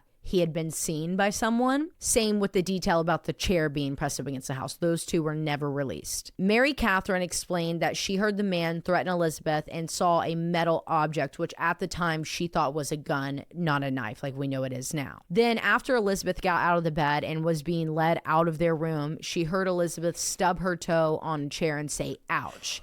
At which point the man growled at her and said, "You better be quiet and I won't hurt you." To which Elizabeth said to him, "Well, why are you doing this?" And though Mary Catherine couldn't hear the man very clearly, she said that it sounded like he said for ransom. But here was the key piece. Mary Catherine recognized the man's voice. She couldn't pinpoint exactly where she had heard this voice before, but she recognized the man's voice. Now, these key pieces of first-hand witness testimony told investigators exactly how they needed to go about their search for Elizabeth and her abductor. Number one, this was someone who knew Elizabeth and knew the layout of their home pretty well to be able to pull this off, which is not a big surprise in child abductions. We always know that they start from the inside and work their way out. Because it is strange to me that the window or the screen was cut and he came through the window, but he was walking the halls. Right. Well, I think the screen was because that was the only, the window was unlocked behind it, but the doors were locked. So then he was going to go out the front door? Yeah, I think he did leave out the front door. Okay. Yeah, I don't think he took her through the window. Actually, no, took her out the back door into her backyard. Okay. Yeah, that's what it was. Number two, if Mary Catherine heard him correctly, his motive was ransom, but probably also a sexual motive, because who is just going to abduct a child? And number three, with just how quickly everything had been reported, they had a really good shot at potentially finding her alive. So instantly, the house was shut down. Forensics teams came into work. The best bloodhounds that they had in the state were flown in to try and trace Elizabeth's scent. Meanwhile, detectives began working their way through all of the men closest to Elizabeth, family, friends, teachers, coaches, pastors, so on and so forth. And Elizabeth's parents and family members got to work printing and sharing flyers, posters, reaching out to every broadcaster they could, radio and TV, making several pleas to the public, with the community coming forward with over 2,000 volunteers showing up day after day to perform massive regional search efforts with dogs, helicopters, plane, etc. And even a $250,000 reward for her rescue was set in hopes of getting her back safe and alive if this really was a ransom deal. Unfortunately, however, there was little to no usable forensic evidence found at the scene, such as DNA, fingerprints, footprints, nothing. The bloodhounds were unable to trace her scent further than a mile or two into the woods, with many abruptly stopping in the same general area, leading to police theorizing that she was picked up in a car or in a vehicle at some point in her walk through the woods, even though we know that didn't happen, and then moved to a different location. And then police go way off course, starting by doing manhunts for this one milkman, this handyman. They're going after her dad, they're going after her uncles. And I will say, they were going after the family because they were they're being so weird, their grieving is so wrong. And eventually her dad actually does get admitted to a psych ward, and there's just tons of crazy shit going down. But honestly, he was doing everything that he thought he was doing everything right. He was doing what they say to do to get your child home. And he was exhausted, and people were questioning him and saying that it was him, that he was a freak and like all this. It sucked. It was so nasty. Like, I don't even want to spend time on it because it's so fucking stupid that this even happened, and like so offensive that it is offensive. But how many times is it someone like your dad or your uncle? To me, in this situation, like, they had all agreed to take polygraphs immediately and like all the things. And also, you saw the footage. Yeah. He's just pitiful. I like, know. Yeah. I just feel like they were like just like textbooking, especially like pressure from the media.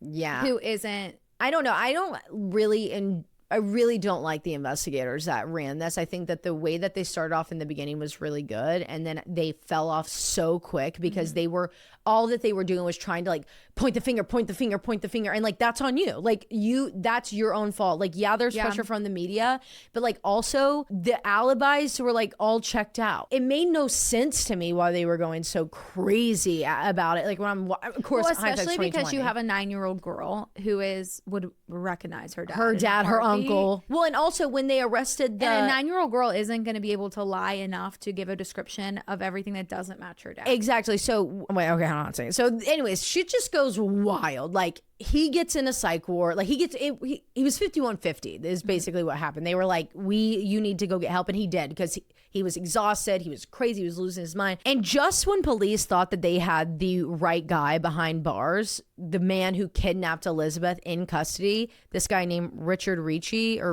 who was the family's handyman, who Mary Catherine time and time again said, no, it was not him. I know Richard. He's been our handyman for years. It wasn't him. He eventually ended up dying in police custody. Again, they refused to let it go. They didn't believe Mary Catherine. It was such a blow to the family. And yet the family was still continuing to be like very okay with the way police were handling this, because that's their lifeline in this situation, despite the fact that the police are doing everything but finding their fucking daughter. They're just going in circles. Was it like it was an aneurysm or something? Didn't he have like he like had a heart attack or something? Yeah. He just like dropped dead. Anyways, as they have this guy who, before he died, in custody, and they're swearing up and down, they're literally telling Mary Catherine, you're wrong. This is the guy that you saw in there. This is the guy who was in your room. Something crazy happens.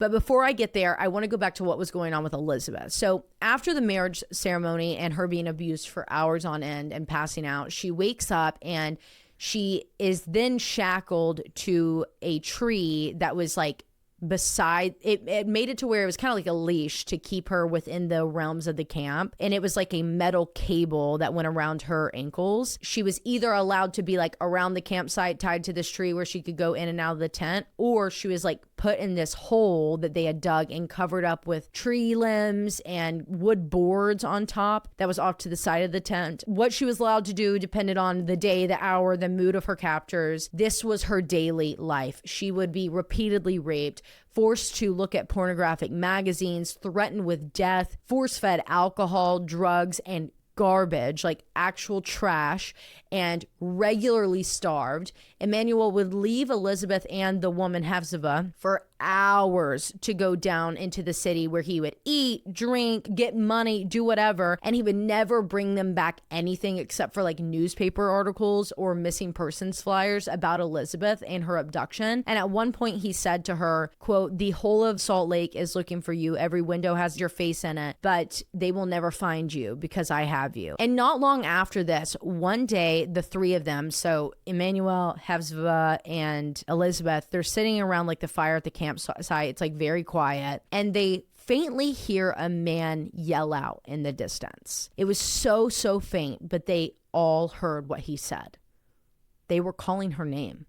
They were screaming for Elizabeth. It was the search party. Instantly, they rushed Elizabeth into the tent, holding her at knife point and telling her not to make a peep. And Emmanuel said, "If someone comes on this camp, this is the knife I'm going to use to kill them, and it's going to be your fault." Elizabeth's name was called out a few more times in the distance, but each time it got further and further and further away from them. Emmanuel would go on tangents, preaching to her and the woman about his visions, his prophecies, what God's telling him, and his plans to collect his next virgin wives, listing off 2 girls by names as his next victims: Elizabeth's little sister, 9-year-old Mary Catherine, and Elizabeth's maternal cousin, 15-year-old Olivia. And Some reports say different names. Elizabeth was terrified, hoping and praying that her family would protect them and still be searching for her, like still have their guard up. But that would not stop Emmanuel. Because in the early morning hours at approximately 3 a.m. on July 24th, 2002, 7 weeks after Elizabeth was taken, around the same time that police are like, we got him, Mary Catherine, you're wrong. It was totally Richard. We've got him right now. Elizabeth's 18-year-old cousin, Jessica, which is, I believe, the older sister of the 15-year-old Olivia, is awoken from the sound of wood breaking and a screen tearing in her bedroom. She jumps up the second she hears this. She sprints to her parents' room, who immediately let their dog out, called the police, and barricade themselves and their children all in one room. When police arrived, just as they had found at the Smarts house, the window screen in Jessica's room had been cut open from the outside using a knife, and outside, underneath the window, were patio chairs that were used as a step stool. And investigators immediately knew that this was the person who took Elizabeth, coming back because of that detail. The chair, it had never been released to the public. Just imagine being in that family. And then as a mother, as a father, as a female child. Oh my God. Like, you just would never have peace. You would be so stressed out. But by the time police got there, the man was long gone and left behind nothing that would get them any closer to finding Elizabeth. Following this, because Hevseva, the woman working with Emmanuel, that crazy bitch, she was livid that he kept going down and like eating McDonald's. And she's like, you're literally like, I'm eating trash up here with this girl who you abducted, that you had me agree. And you're not even bringing me like a Coke. You're not even going to bring me a Diet Coke when you go down there. You're just going to bring me like a fucking granola bar. So she starts losing it. And so they agree that, look, this is what we're going to do. We are going to all together move down into Salt Lake and leave their camp in the mountains behind. So they got all ready. Like, they put on their matching floor length robes. He had on a head wrap, like a hair wrap, nothing covering his face. Both of the women had like a headset on that was like covered their hair, covered the top of their head and their mouths, only showing their eyes. Now, Elizabeth remembered that as they were walking down the mountain, this is the first time she's come back down since she was abducted, she saw people for the first time, like people running and hiking on these trails. And she remembered thinking, like, if I were to call out to them right now, they're probably scared because there's these 3 people dressed like this walking down from nowhere. Yeah. And then also, like, they're so remote and out of touch from anything that if she were to like call out to them, that they would probably get killed by this guy. And she said like this really poignant quote in the documentary. It was like, when I made my bid for freedom, I wanted it to be a for sure thing. Like, I knew that I only had one shot to do it. So she, goes down, and she remembered being like, wow, I'm seeing people, like, this is exciting. When she got down to the city, she was like, I know where we're at. Like, I could run home from here. Like, I know how to get home from here. She knew everything, but she was like, I can't, like, I'm going to be killed. I don't think I could run fast enough, no matter how many people. And then also, when you have been severely abused and held up and capped by these crazy people and brainwashed, like, you genuinely are scared to death. Something that was so normal and safe to you in the past is no longer like that. She was not permitted to speak to anyone ever, and she was introduced as the couple's daughter, and they used this like different name that wasn't Esther for her during this time. But they would walk around Salt Lake City panhandling, going to eat, going to grocery stores, and even going to like parties at night. In fact, one night at one of these parties, which was like the guy that came on the documentary and described it, he did a really good job. It was like essentially like a counterculture to the very Mormon culture that is in Salt Lake City. So it was kind of like underground dancing and bars and shit. And this guy was like, they showed up and instantly they're on acid and shit. He's like, what the fuck? Like, these people walking in here, like, everyone in Salt Lake called them Jesus freaks. Like, oh, the Jesus freaks, which, mind you, this is 2002. This is right after the crazy like explosion of these people going across country and wearing all these different get-ups and stuff. Anyways, they all walk into the party. So Emmanuel and these 2 women. Are they like open invite parties kind of thing? Yeah, it was like if you just knew where it was, anyone could come. And they were like at people's houses. Like, it was crazy. So they walk in, and Emmanuel... living in the prohibition over there. Literally. I guess the guy goes up to Emmanuel and he's like, do you want a drink? Do y'all want drinks? What can I get you? And Emmanuel says, I'll have a drink, but the ladies can't. Then he proceeds to go on one of his fucking rants to this guy. And the guy realizes like, oh shit, this man's insane and he's really controlling over these women. So he turns to the woman who's closest to him, which was Elizabeth, and says, what are you guys doing? Like, who is this guy that you're with? He seems really controlling, wanting her to like tell him her story. But immediately, Hephzibah speaks up and says something to the effect of, you really can't talk to her, so stop. Oh my God. So the guy was like, okay. And he walked off thinking like these were just some culty religious Jesus freak kookies who, again, which were at that point in time, like very common. Like this wasn't a random occurrence that would happen. Right. Like, there was a lot of prophets. yes. In the early 2000s. But he wasn't the 90s. only people who saw them. Several people did and thought the same thing. And actually, guys, there's photos of them at this party. It's the craziest stuff. If I can post them, if I can find them on a site that I'm allowed to post them, I will. Then one day in August, Emmanuel, Hephzibah, and Elizabeth went to the public library in Salt Lake City so that they could look at maps because they wanted to move out of the state. When they were approached by this man, he was a Salt Lake City detective. And he said, look, we have a little girl who's been abducted and I need to look at this little girl and I need her to take off her headdress so I can confirm it's not Elizabeth Smart who's missing. Immediately, under the table, Hephzibah grabs her like by the leg and is like squeezing down on her really hard. So neither of the women speak. And Emmanuel says, they cannot speak to you and she will not be taking off her head covering because it's against our religion. Only myself and her future husband will ever see her face. So no, it's against our religion. And after some like back and forth, the detective is like forced to walk away. Wow. So he does. And as he walks out the door, Elizabeth thought like, oh my God, he just gave up. He just gave up. He's walking away. That's my shot. What he's walking away. What do I do? But she was scared. She's 14. Right. She's terrified. It's so sad. After this, Emmanuel's like, we're going back up to the mountains. They go back up there right then. They go to their camp and he is like way anxious. He's frantic. He's like, we have to get the fuck out of here. We have to go. So not long after this, at the end of September, they boarded a bus and moved to the San Diego area, settling down in Lakeside, California, where Elizabeth was kept in a camp in the woods exclusively. She never left. There, the rape, abuse, and rants continued. Just, same like with the forcing of the alcohol and the trash, just the most horrific abuse. So now it's October 12th, 2002, and Mary Catherine is sitting down at her house, and her parents are out running errands in the evening. So she's just flipping through the Guinness Book of World Records when it hit her. She had the epiphany. She remembered the name of the man who took her sister. She finally, in her mind, found the name and the face that went with the voice that she recognized. The second that her parents got home, she ran up to them and said, I know who took Elizabeth. Emmanuel. Edward and Lois Smart were like confused because they were like, who's Emmanuel? Like, who is that? So she reminded them. Almost a year prior, so in October of 2001, Lois had taken all the kids, so the 4 boys and the 2 girls, downtown to downtown Salt Lake City to run some errands with her. And they met this homeless man who was preaching the quote good word and was very kind to them. So Lois gave the man Edward's business card and said, hey, if you ever need work to make some extra cash, call my husband. We've got some stuff that you can do.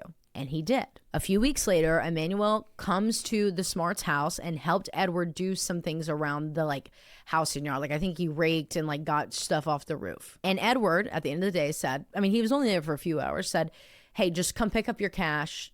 In 2 days, I'll have it ready for you just whenever. But he never returned to get his money. The Smart family felt like this was it, especially when they all sat down with a sketch artist and created a composite sketch of the man that they knew as Emmanuel. However, police again felt differently. They found it wild that someone who had only had very minimal interactions with the family from a year prior and never even came back to get his money would do this. And even more so than that, they were like, no, Mary Catherine would not be able to recognize this Emmanuel's voice, whom she had met a year prior and spoke very little to. Therefore, they refused to allow the family to release this information or that composite sketch to the public. Wow. And when they did speak about him publicly, or say there was a development that Mary Catherine remembered, police cut them off and refused to tell them anything else. And they literally, You really can't think of a reason. Like, no, that's just such bullshit, because if you're a displaced person and someone comes and gives you a chance for work, it's very far in between occurrences, and that's going to stick with someone. So an obsession could absolutely incur from that moment. Yes. And when we find out who this guy is, it absolutely did. But point being with all of this is the fact that literally there was an actual interview where like a news reporter was like, the family says that there's updates in the case that Mary Catherine remembered. And the lead investigator's like, they don't know what they're talking about. Oh. How crazy is that's that? crazy. Crazy. Like, and the Smart family does so good Like, with tell like us your leads, because you're number one guy. Well, he died. He died because it wasn't him, even though our daughter told you 1,000 times, who was in the room and knew Richard well. Like, just craziness. So by February of 2003, it had been 8 months since Elizabeth was taken. Investigators were stalling. They were being assholes. They were no longer working directly with the family. And though the family had never once crossed police, they had never once done anything that the police told them not to do, they knew they couldn't wait any longer, that their daughter's life was on the line. So they went on America's Most Wanted and released the sketch and details about Emmanuel to the public on February 15th, 2002. They had actually released it in like a small press conference on like the 3rd or 4th of February, so like a few weeks before, but America's Most Wanted took it and did like a nationwide broadcast of it. And just days later, Elizabeth's uncle Tom receives a call from a man saying that he thinks he knows who Emmanuel is after reading the suspect's description and seeing the sketch in the Deseret News, explaining that the second he saw the sketch, chills went down his spine, because that man believed that Emmanuel, with air quotes around it, was actually his crazy brother-in-law, 48-year-old Brian David Mitchell. The man explained that all he knew about Brian's current whereabouts was that he had been living in a teepee up in the mountains, but refused to tell his family where he was or what he was doing. So Tom, Uncle Tom, asked the man to send like any pictures that he has of Brian David Mitchell to him via email, and the man immediately does. So Tom takes this to Edward and Lois and says, "Is this Emmanuel?" And they scream, "That's him. That is him. That's Emmanuel. He didn't look like that," because in the picture he was like very clean shaven, and the guy that they knew didn't look like that. But yes, 100%, this is him. That's his eyes. Those are his teeth. That's his nose. Instantly, they called the lead detective on the case, who immediately runs the name in the system. And crazy enough, on September 27th, 2002, after Elizabeth had been abducted, Brian David Mitchell was arrested in Salt Lake City for shoplifting and was quickly released, which was right before they had jumped on that bus to San Diego. It was like the next day. Wow. And when he was arrested, they had taken a picture of him in the store, like when they like got him down. I guess they like took a Polaroid picture of him, and he was in that like white get up garb with the head wrap and everything. So now they have a very, very, very recent photo of him, and they could blast this out to the public, which was great. However, what else they found on his record and the details that they learned about his life made their hearts drop.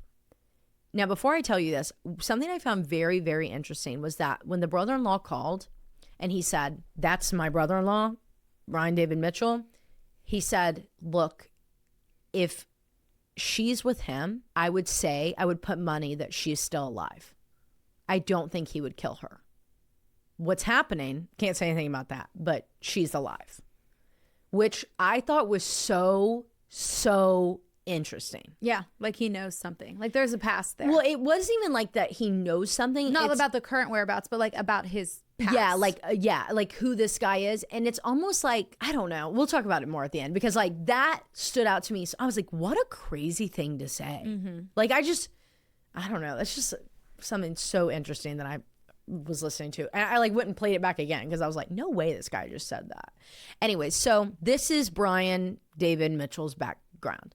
He was born on October 18th, 1953 in Salt Lake City as the third of 6 children belonging to his parents, mother who was a teacher, father who was a social worker. Brian David Mitchell was raised in a very traditional family belonging to the Church of Jesus Christ of Latter-day Saints. And his first known crime, or recorded crime, I guess I should say, occurred when he was just 16 and exposed himself to a young child, for which he was sentenced to serve like some time in a juvenile detention center. At the age of 19, he married his first wife, Karen, who was just 16 years old at the time, and they would go on to have 2 children together. The two eventually divorced, and Karen was given full custody of both of the children after Brian fled with the kids to New Hampshire. The children were brought back and given to their mother, but Brian remained in New Hampshire for 2 years after joining a Hare Krishna commune, like a Hindu group that traveled around. And during this time, like up until this point, he was known for his long history of drug and alcohol abuse that started at a younger age. So when he returned to Salt Lake City, he was inspired by his brother, who had also just returned home from not a trip on a commune in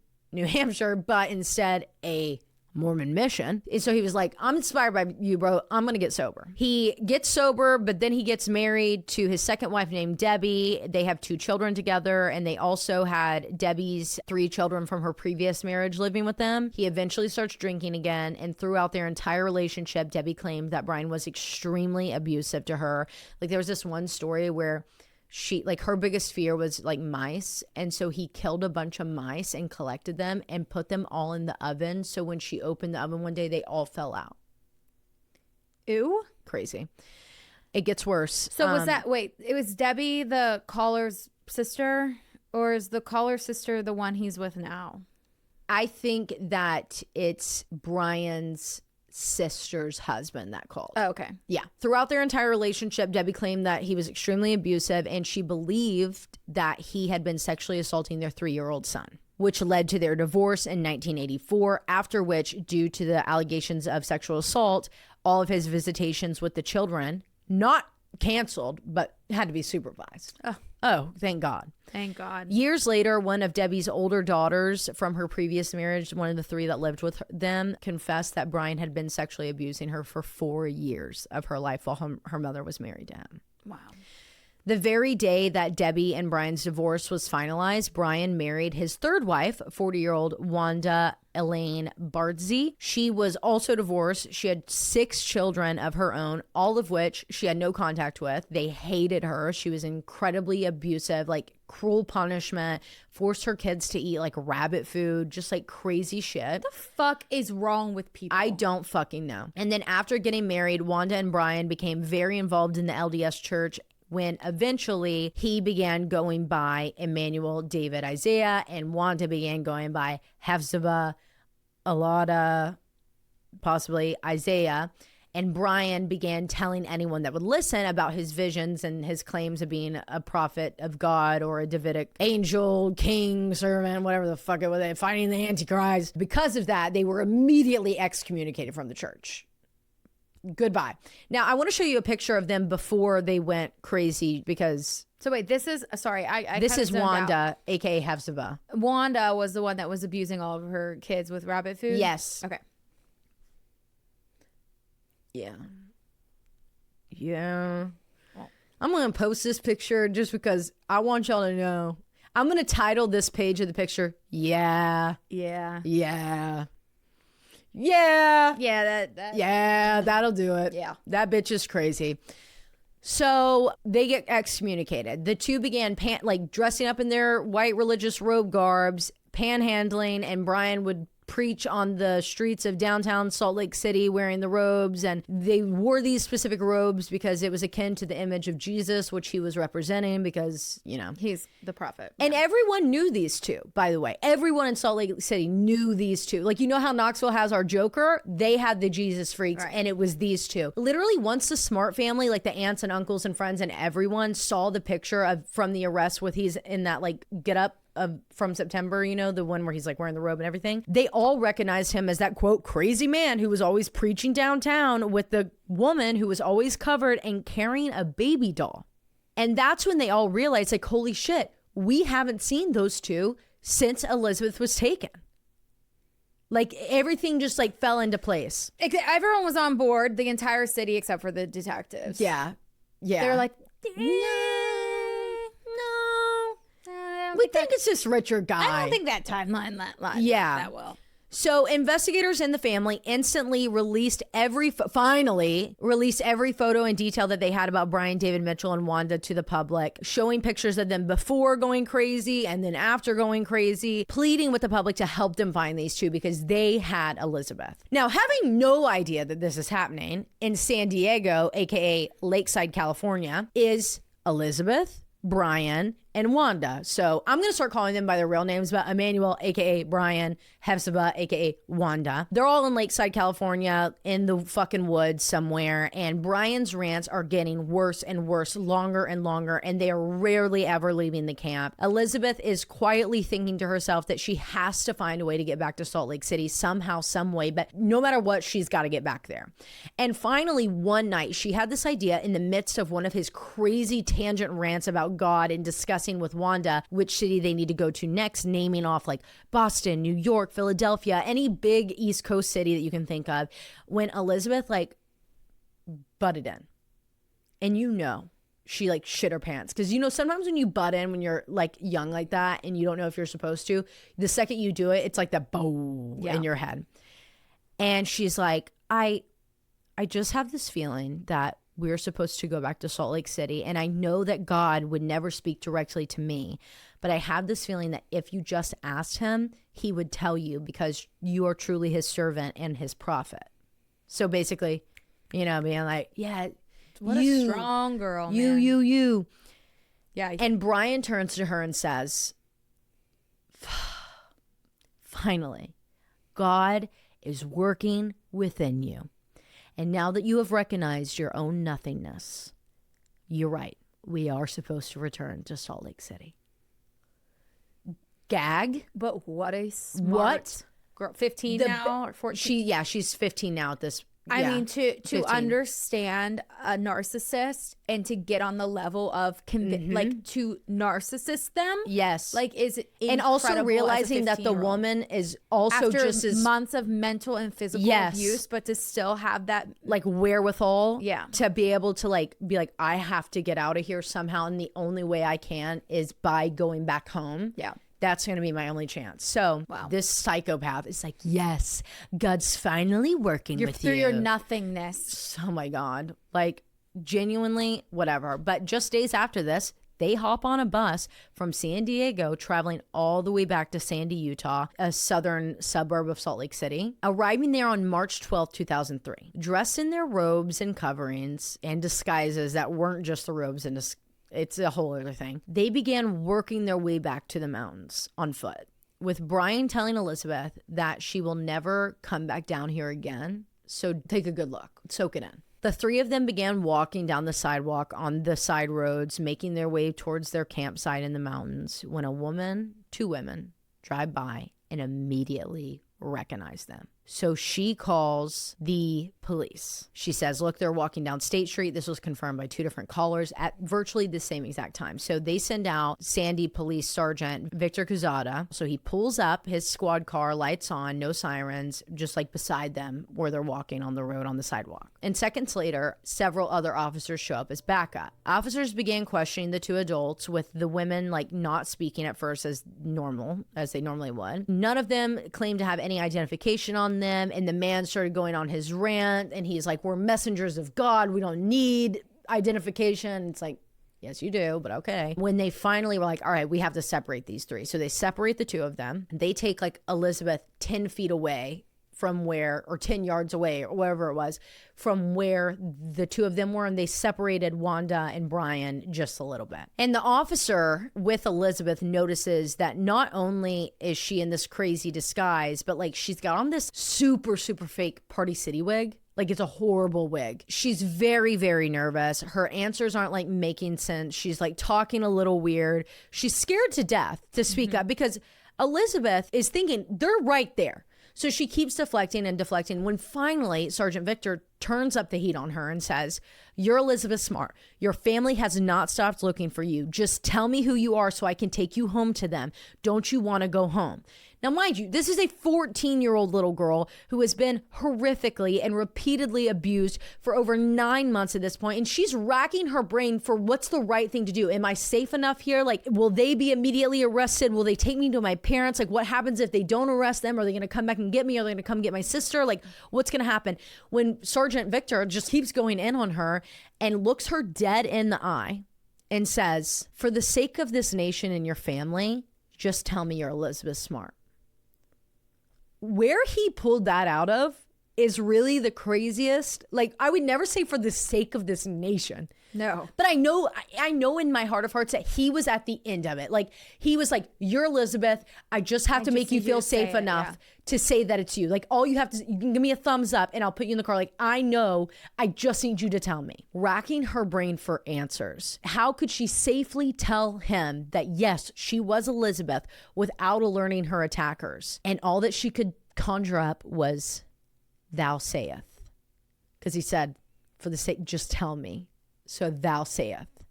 Sergeant Victor is like, "I'll take that as a yes," and puts her in the back of the squad car. But he was like, "I've never heard those words strung together in my entire life. I didn't even know what it meant." But I was like, "It's a yes from me.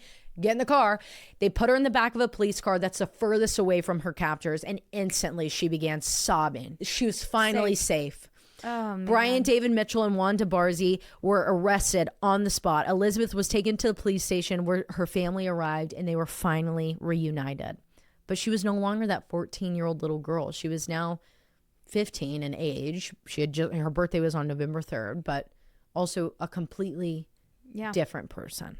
After over 10 years of legal proceedings, delays, competency evaluations, etc., just stupid fucking drama, finally, on November 8th, 2010, the case against Brian David Mitchell went to trial. Basically, what had happened is that, like, he's insane. They proved that. He had so many diagnoses, and there were so many people that, like, came in and, like, did tests with him and evaluations with him. So there's all this back and forth. And also, they were trying their best to make it to where Elizabeth would not have to face him in court, so she wouldn't have to testify. And it just went on. And so finally, after 10 years, she was like, "I can't move on with my life until this is done. I'm going to testify against him. I'll do whatever I need to do to just end this once and for all," which is so fucking shitty. Yeah. That's what she had to do. It just sucks.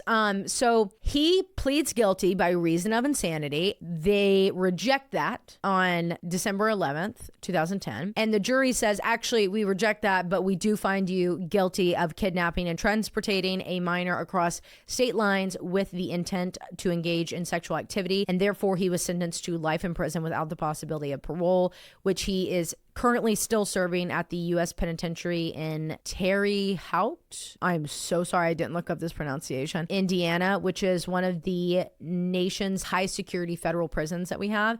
Side note, Wanda pled guilty and was sentenced to 15 years in a state and federal prison and was released in September of 2018, which obviously Elizabeth Smart had a lot to say about. For sure. But she basically was like, "I was a victim too in this." Were you?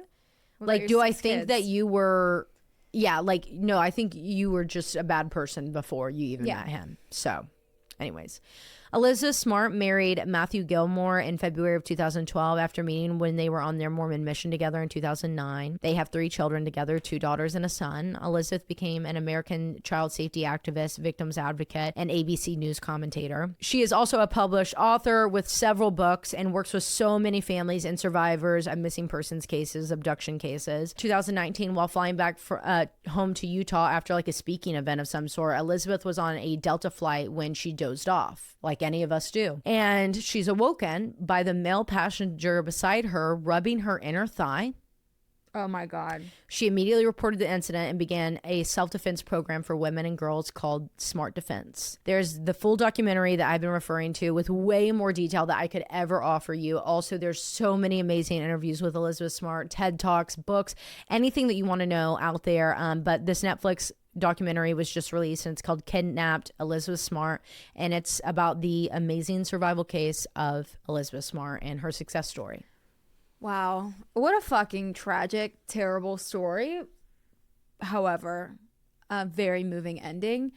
I will say the reason that I watched this documentary is because I saw it a lot. Well, half of it. I didn't get through all of it. I saw a lot of people talking about it on TikTok. And a lot of the comments were very victim blamey. Yep. Almost every single video that I saw, and I didn't know the case beforehand. I mean, I've heard of it, but I didn't know this is one of those infamous. Yeah. And so I was like, I want to know what the fuck why are people saying this? And the fact that people can't grasp like mental and physical abuse and isolation and what that can do to the mind is like just, well, and the comments are disgusting. People got really mad at Elizabeth Smart years ago. Like this was right before we started the podcast, so maybe it was 2019 when everything happened. And that's what I kind of remember. Yes, because I remember when she was touched on the Delta flight. Like I remember that going. I remember there being a lot of like I don't know what was it about because I don't remember. Drama was I don't remember exactly what the drama like. Just remember drama. There was something about that, but one of the biggest things that like people got really upset with her about is that she said I did not have Stockholm syndrome. I stopped saying I had Stockholm syndrome. I did not. And the reason why is because she was like, I never thought I was safe with these people. And like also Stockholm syndrome isn't what we thought it was even just a few years ago. Like the definition of it has changed. Like there's different ways. There's a whole different like development in that world right now. So I don't even want to spend too much time on that actual phrase, Stockholm syndrome, because it's not really used anymore. But point being is that she was like, I did not have what everyone perceives as Stockholm syndrome. I didn't like fall in love with my captor. I didn't do anything like this. And people said this the most because whenever they were driving away in the police car after they had been arrested, she asked the officer in the car with her, where are they going? Are they going to be okay? And it's crazy because she was like, I never I wasn't in love with them, whatever. I just accepted what I needed to accept in order to survive and maintain life, like to sustain life, whatever I had to do to survive. That's what I did. And I wasn't like not wanting to leave them. It was when I made that bid for freedom, it had to be a for sure thing. Like I needed to know that I wouldn't have to worry about this again. And so I don't remember if that's the thing. I know a lot of people like said that she was lying about the flight incident, like horrible shit about her. People are so nasty. Yeah. And I think a lot of people struggle with her too because like she is Mormon. And so there's a whole different like other side of her life with that. And so people feel inclined to say certain things about her that just are frankly just incredibly offensive and like have no. Oh, it's disgusting. Yeah, it's disgusting. The stuff that I was seeing was disgusting. Well, and it's also because people stop thinking of victims and survivors as people, and they think of them as like storylines, like they can say anything that they want. Well, and also the fact that like she made that comment in the cop car as a minor, and every single little detail about her case, like that was obviously I know that Elizabeth talked a lot about it herself and her family, and they all have the approval for that. But like for the public to find that out and get mad about it, like I'm sure Elizabeth didn't release that. Like that to me seems, you know what I mean? Like I'm sure that it was from like the camera and like the court hearing. Like there is a lot of stuff that should have been kept from the public's eye. Yes. And it wasn't. It's just, I also, like, what do you mean that she had to go testify in trial against him? And it took her doing that to finally get it to go to court. Like, I get that a part of like one of the most important things that we have as Americans, like rights that we have, is the right to a fair trial and due process, and the ability to like have a representative, and if you can't afford one will be given to you. Like that is something that is so critical to our criminal justice system. We've kind of lost sight of that. For sure. But yeah. But point being is that like I understand that, and I understand that as a blessing that we have that. However, I genuinely don't know how you get up there and defend. I know. That's a lot of hard work. Yeah, that's a hard thing to do. Like defense attorneys really, but they respect the law more than they do. Like they want to uphold the law more than they do and I get like that is a special calling that you are born to do. I could never do that. I could Never. I would get in a closed room with this guy and I would cut his dick off. Like, I would be feral. I don't know how these people do it, and also how they drag this out for so long. I'm not saying anything about them because honestly I respect them. I would never be able to do it, but it's just like so wild to me. Like, we know he did it. We don't have to question it. Yeah. So what do you mean we need to go do a trial? No, we don't need to do a trial. He did it.